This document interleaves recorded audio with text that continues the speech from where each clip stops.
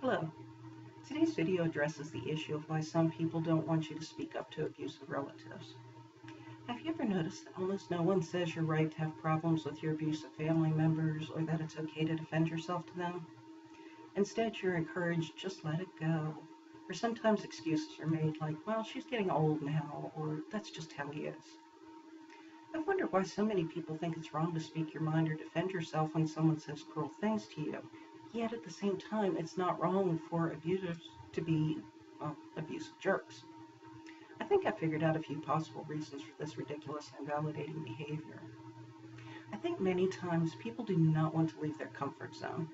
In their comfort zone, people get along great and nobody argues. Speaking up for yourself is quite far outside of that comfort zone. People will say or do about anything to avoid leaving that happy little comfort zone, even briefly, and even when it's the right thing to do.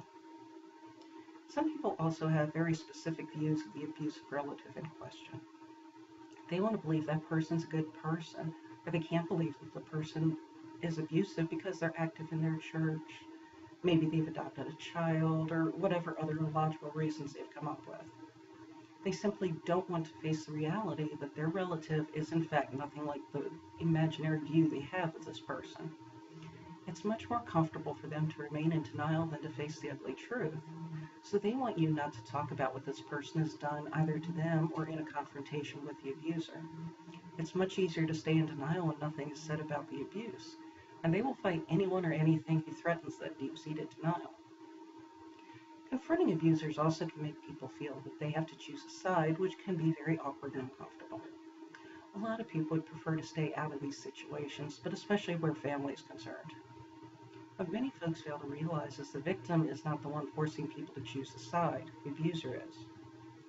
Also, confronting an abusive person is not the same thing as trying to get people to pick a side in the dysfunctional relationship. Those of us who have been abused have been through more than enough suffering in our lives already. It's not fair to expect us to continue to go through even more suffering by staying quiet just to make someone else comfortable and not upset them. It's incredibly wrong to make a person feel bad for something that's not their fault and for trying to do something about being abused. When people tell you just let it go or don't rock the boat, whatever, ignore them. If you feel the need to speak up when the narcissist in your life is cruel to you or even talk about the abuse they've inflicted on you, then by all means you have that right. This is your life too. It's not only the abuser's. And there's nothing good, loving, honorable in not rocking the boat. People need to be held accountable for their actions, whether they like it or not. They need to know when they have said or done something inappropriate.